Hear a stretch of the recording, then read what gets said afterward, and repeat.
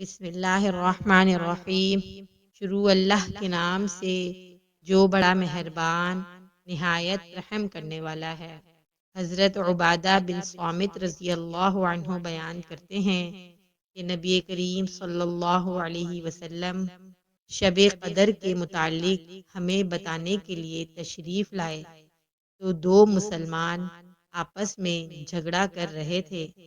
آپ صلی اللہ علیہ وسلم نے فرمایا، میں تمہیں شب قدر کے متعلق بتانے کے لیے آیا تھا، لیکن فلاں اور فلاں آپس میں جھگڑ پڑے تو وہ مجھ سے بھلا دی گئی، اور ممکن ہے کہ یہ تمہارے لیے بہتر ہو، لہذا تم اسے 21ویں، 23ویں اور 25ویں رات میں تلاش کرو۔